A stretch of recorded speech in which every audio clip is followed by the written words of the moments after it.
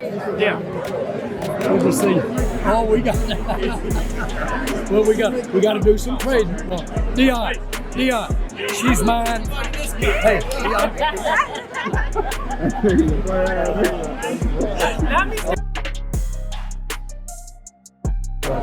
And Jordan, I do too.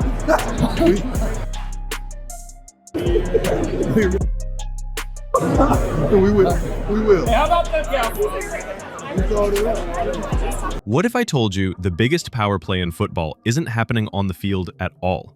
The whispers say it's unfolding behind closed doors, in rooms with the lights low and the phones face down. According to league chatter, Jerry Jones is quietly mounting a plan so audacious it almost sounds like fiction. Pry the most electric rookie in the NFL out of Cleveland.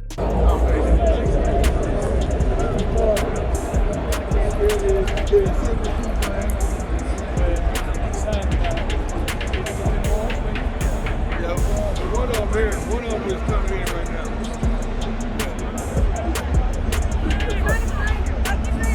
It's my oldest stuff. Without leaving a footprint, anyone can prove. If you're riding with Shedeur, prove it. Slam that like button, subscribe, and comment SS right now.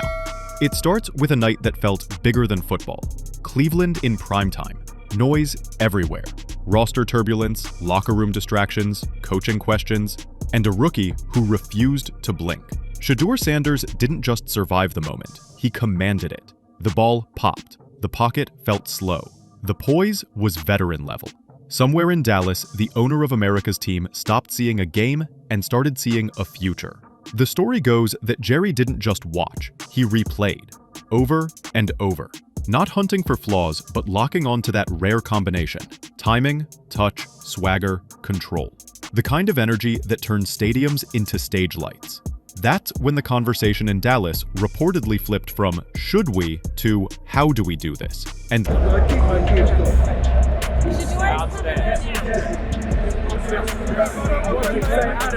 A friendly baker of mine. leave no trail. Everyone knows the league doesn't play around with tampering. Fines, picks, reputations. So the alleged strategy wasn't emails or front office calls. It was handshakes with friends of friends. Quiet dinners where nobody takes a selfie. Private numbers that never hit a team phone. If anything ever leaks, the denials write themselves.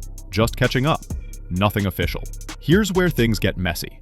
Dak Prescott is the face of the franchise and a warrior for that locker room. Publicly, the love is consistent. Leadership praised, commitment applauded. But the speculation says leadership compartmentalized, kept circles small, tension contained. Offensive minds see the possibilities of a dual-threat architecture. The head coach worries about shaking the scaffolding mid-install. That's the tightrope.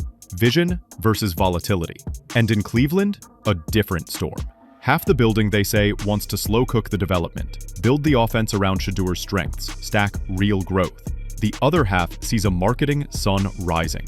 Jerseys, cameras, brand heat, and the football plan gets drowned by the business plan. When those worlds collide, even a never trade begins to sound convenient. Picks calm the pressure. A reset quiets the noise. Add one more hinge to the door. Shedeur Sanders. Jerry and Prime aren't acquaintances. They're history, legacy, the kind of bond that can melt ice in ways official channels never could. You don't need a paper trail if trust does the heavy lifting. A few personal conversations, the kind only legends can have. And suddenly, a once impossible bridge doesn't look so far. Of course, there's the price. The rumored ask isn't cute. 2 first-rounders, a starting defender, incentives, maybe more. Most GMs hang up. Jerry? The whispers say he waves off traditional valuation. This isn't a rookie. This is a reset button. He's not just measuring touchdowns. He's measuring gravitational pull. What happens to a franchise when talent and cultural magnetism fuse? Because this isn't just football math, it's empire math. Internal hypotheticals in Dallas reportedly tick through the whole ecosystem. Jersey pipelines, content deals, global partners angling for a star who can move numbers on and off the field. 9-figure projections over a rookie window don't sound insane when the fit explodes. That's the vision. Wins on Sunday, momentum on Monday, money every day. Zoom out to the NFC East and the ripple is immediate. If Dallas lands a dynamic playmaker with Shedeur's skill set, the division rewires. Speed spies become mandatory. Edge discipline becomes religion. Coverage disguises get deeper. You're not just game planning a team, you're game planning an event. That's how power shifts. One player, one move, and everybody else is suddenly reacting. But legacy is the loudest voice in this story. Jerry Jones is 81, and if the rumors are even half true, he's chasing something more than a good season. He wants a capstone, a final audacious swing that marries the glow of the dynasty years to the modern media machine. If it lands, it feels like destiny. If it misses, it becomes the cautionary tale they'll tell for a decade.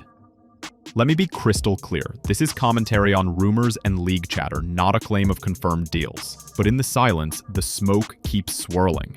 Dallas denies, Cleveland denies, everyone shrugs, and yet the idea refuses to die because it makes a particular kind of sense.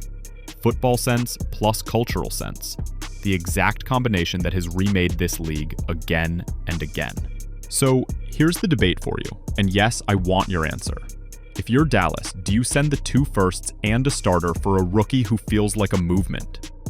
If you're Cleveland, do you bank the haul and cut the noise, or do you double down, build around him, and bet that the business will take care of itself once the wins stack? If you're rocking with the vision that Shedeur changes any franchise on day one, drop an SS 100% right now and tell me why.